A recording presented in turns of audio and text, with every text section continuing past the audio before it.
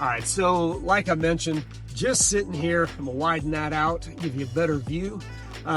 Just sitting here on the access road. This road that I'm about to cross is Anderson Mill, which cuts across to 620 back behind me. Again, Cedar Park, Round Rock, all of that is at my back. I am facing almost due east, a little bit south of east, and we're about to get up on 183 and take ourselves down to the University of Texas.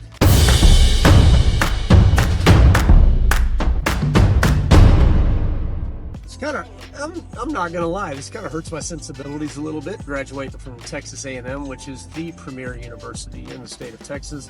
But I realize we're in Austin. People want to know how to get down to the campus here, so you know, we'll do what we do.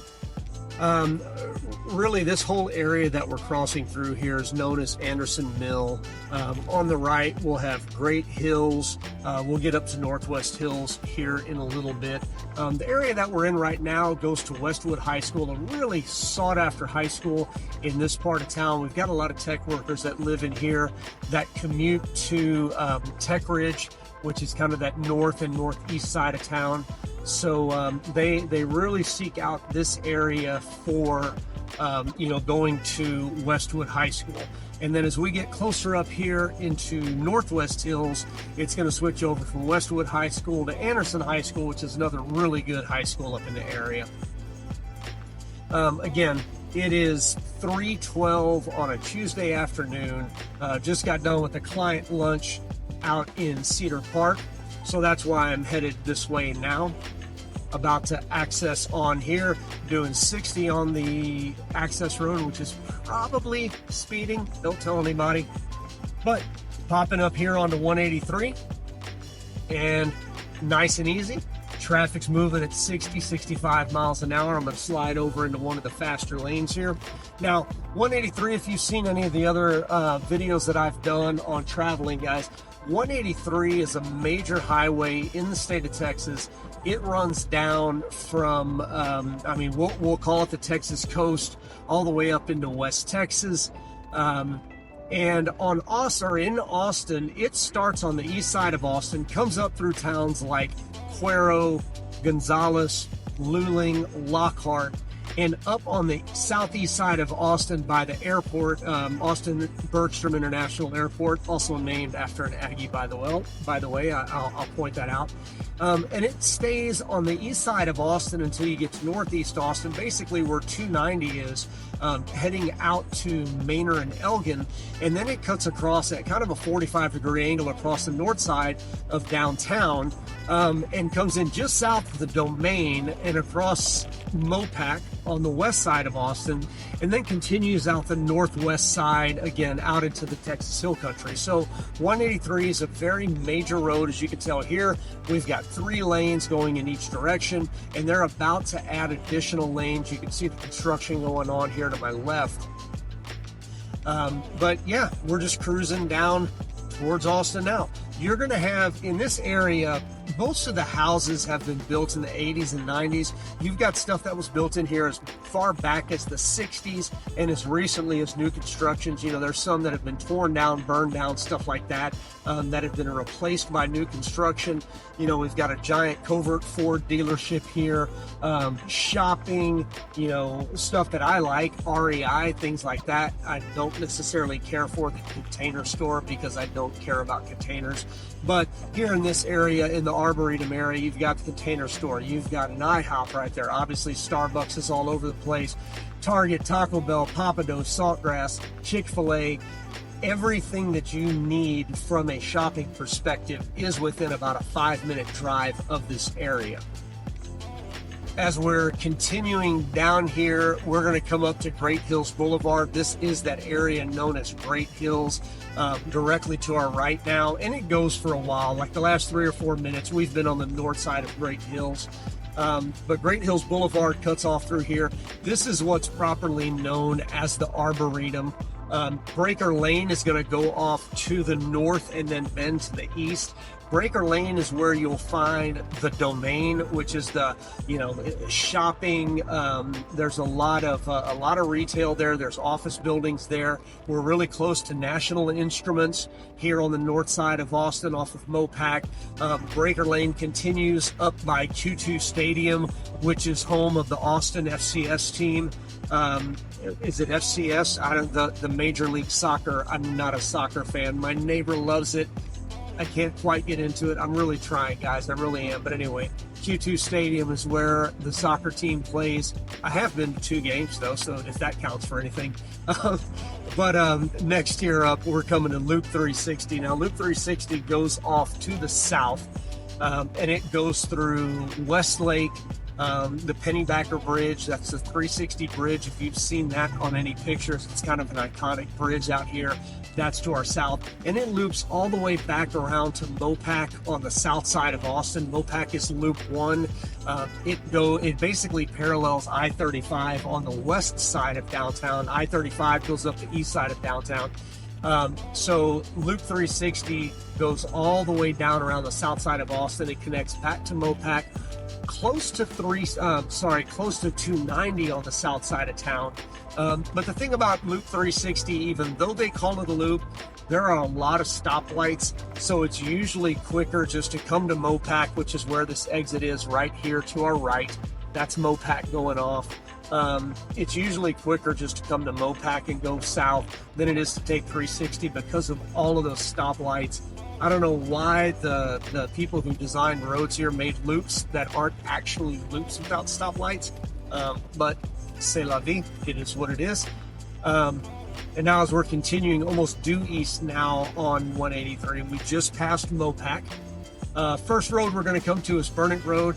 Burnett goes all the way downtown. It's an old surface road. There's a ton of lights as you go, but that is a north-south bisector just to the east of Mopac. A lot of good old housing. As you go south here, most of those houses were built in really the 50s and 60s, and when you get closer to downtown, you're going to get some that were built in the 40s. And then to our left here, this is a huge warehouse area. There actually used to be a lot of great breweries in this area that have kind of started to go out of business just because, apartment complexes and retail and other things were more valuable.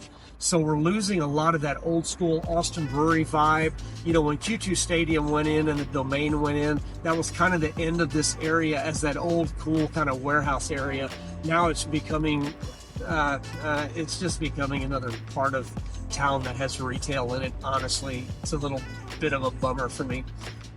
But we're just cruising down. The next major road that runs north-south here is Lamar Boulevard. Again, Lamar ends up all the way south of downtown, all the way down to 290 and 71 on the south side of town. Again, you can get all the way downtown and then south taking Lamar. There's a lot of stoplights. Don't know if it's necessarily recommended unless there's major wrecks, either on 35 or Mopac.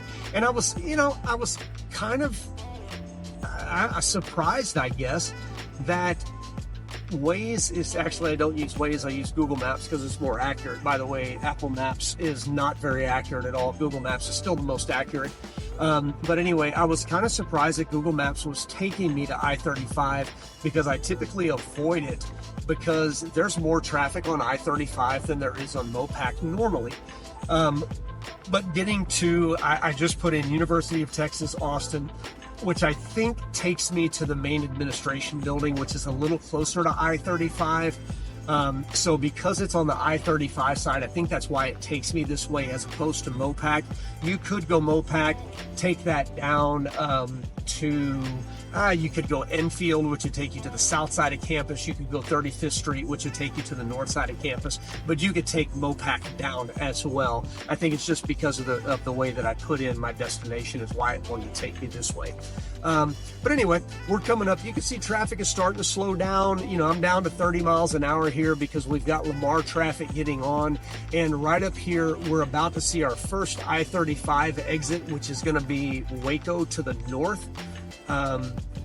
So that's kind of what we have, is this little interchange here with a lot of traffic getting on and off, which is why it's slowing down.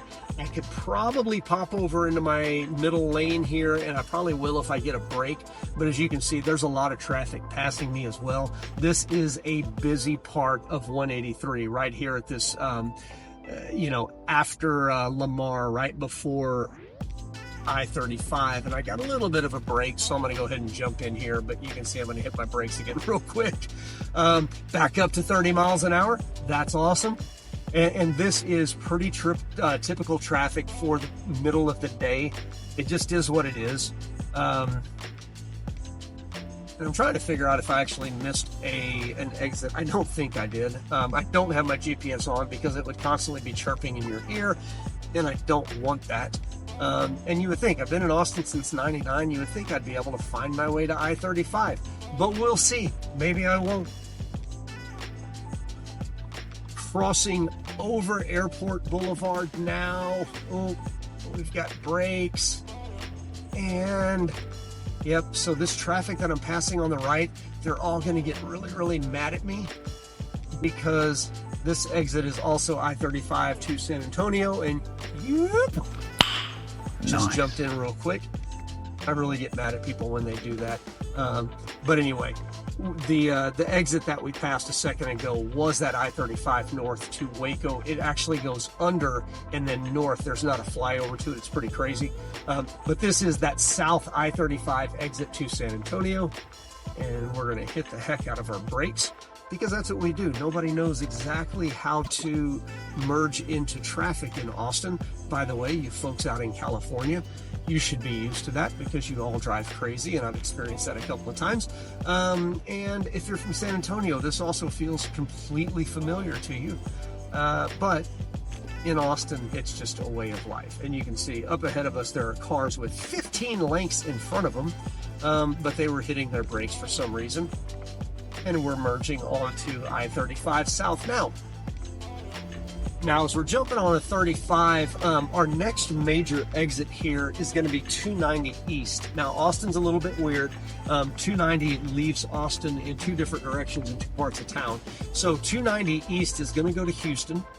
This is also going to be the exit for 2222, which turns into Koenig Lane if you go west, which actually will go all the way out to Loop 360 and then Loop 620 out in near Steiner Ranch by Lake Travis.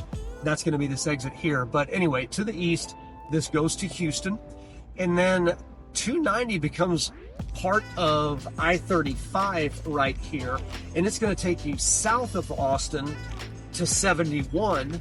But 71, which used to be known as Ben White, and also will take you to the airport. If you go west on 71, it becomes 290, and it goes out southwest of town through towns like Dripping Springs, which is where I live. And then you can take 290 out to Johnson City, and then out to Fredericksburg, and you can actually take 290 all the way back out to I-10 close to Junction. But here in Austin, 290 enters and leaves in two different parts of town. So if you see that on a map, don't be freaked out. It's just kind of the way they've done it. I don't know why. So we just passed 290 East. And again, you know, I'm 65 miles an hour, 3 o'clock on a Tuesday. Not too bad. We are going to hit traffic up here closer to downtown and where the split is. So there are I-35 splits here. You can see we're in 4 lanes right now. And we're going to have 2 lanes that go on the overpass, 2 lanes that go underneath. And I'm going to tell you my personal preference, as long as there's not a wreck, is to go underneath, because the overpass then has to merge back onto the southbound lanes that went under the overpass. So typically the overpass backs up just a little bit more, but the point of this video is not to get you south on I-35. The point of this video is to get you to the University of Texas campus. So as we're coming up here, you can see I've got 2 lanes over here that are saying Manor Road and MLK Boulevard. Excuse me, that's going to be your underneath the overpass. And then here to my right, you have 15th through 11th Streets, and it says I-35 South, 290 West. That's the overpass, that's the upper part. But again, since we're going to campus and this is the fastest way anyway, we're going to go to the left. This is the underpass, or the lower part. You can see there's actually more cars taking that over road, which is because that's where all the map things tell you to go. I just personally think it's better coming the underway, if that's, if you have the option. So what we're coming up to here is going to be the exit for the University of Texas campus. It is 32nd Street and Dean Keaton. And Dean Keaton is literally named after Professor or Dr. Keaton. I don't know. He was the dean, I think, of the University of Texas. Forgive me if I don't know all of the ins and outs of the school that I didn't go to. But anyway, Dean Keaton was a dean of something at the University of Texas, and now they named this road after him. And you can see, okay, we're backed up here. The upper portion is backed up as well. This is what happens this time of day. I'm driving 15 miles an hour. And you can see here up to my right, this is that overpass area. And what I'm going to end up doing is exiting right here. This is 32nd and Dean Keaton. Actually, to the right here, this used to be Concordia University. You can tell that it is no more. It is giant apartment complexes. And let me make sure I don't get run over by a wrecker as I'm trying to get up to speed here. So yeah, this has all changed since I moved to Austin in '99. Obviously, we've got parking garages and retail and apartments and all the other stuff. St. David's Hospital is up over here to the right. But anyway, Concordia University used to be behind me. They are rebuilding Concordia University in the north part of Austin. Sorry, I don't know the exact town that it's in. I didn't refresh on that.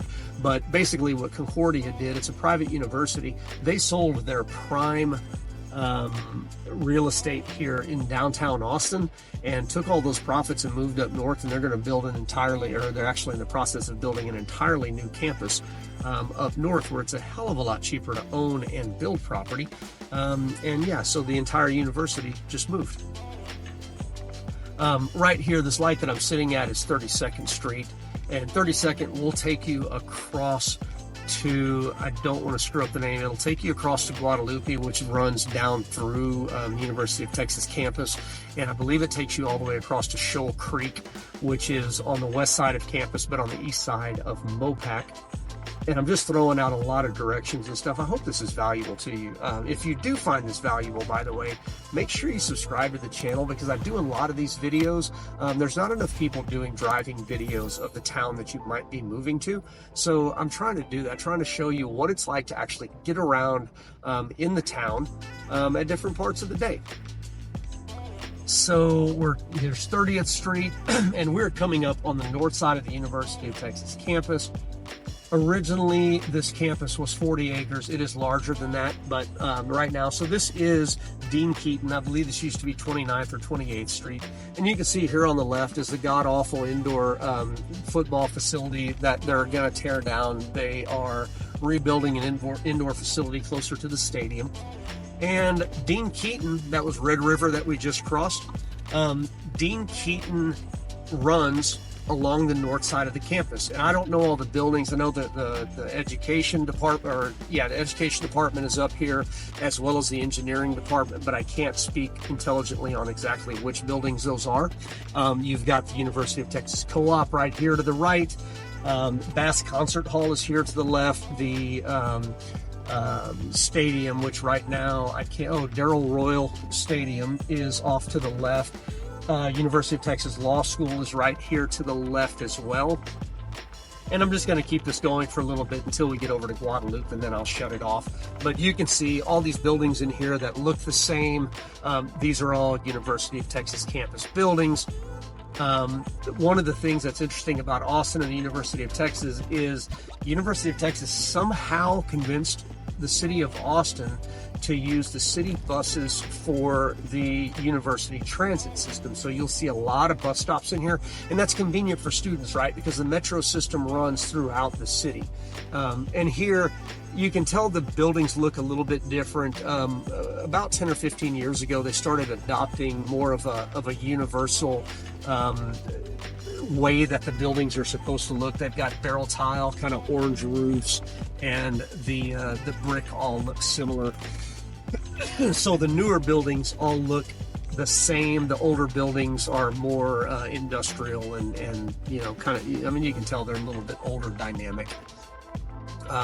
And so what we've got up ahead of us is two lanes turning to the left, one lane turning to the right, and we're coming up to Guadalupe, which is essentially the west side of the University of Texas campus. If you've heard of West Campus, which is where a lot of housing is, both apartments and single-family housing, duplexes, triplexes, fourplexes, that's on the west side of Guadalupe, which we're going to turn on here in a little bit. And, you know, we're in session right now. So these are students, obviously some class just left out. So yeah. But Guadalupe is what they call the Strip. It used to be a really, really cool area with kind of, you know, we'll call them niche restaurants and, you know, bookstores used to be along here and stuff like that. Honestly, I haven't been along here in a long time. So it seems like it's still retail as I'm looking at it. The retail's just changed a little bit. Obviously, I'm 49 years old. Retail has changed since I was in college. And since I moved to Austin and used to hang out on the Strip. So I'm sure younger people and people in college would appreciate what is on the Strip now, whereas an old person like myself, you know, whatever, it's retail. I'm not saying that in a slight in any way whatsoever. It's just different, and when you get to a certain age, it doesn't matter anymore. So yeah, coming up here, we're going to take a left on Guadalupe, which if you speak Spanish, it's Guadalupe, but it's Texas. And if you haven't heard me before, we have our own version of Spanish here, and it's called Texan. And so that's called Guadalupe. Just like the town of Blanco is Blanco and it's not Blanco. Trying to think of a few other ones. The Comal River is actually the Comal here, and well, San Marcos is San Marcos. I don't know if that really matters all that much. But here what we're looking at turning left is the Strip, and like I said, you can tell it's a lot of retail here, stuff that students would need. Again, to the left is the University of Texas campus, to the right is considered West Campus, and there's West Campus housing back there. We are heading directly south on Guadalupe, and in front of us is downtown Austin. The Capitol is kind of to the front and left a little bit. The Capitol is almost due south of campus. And you know what?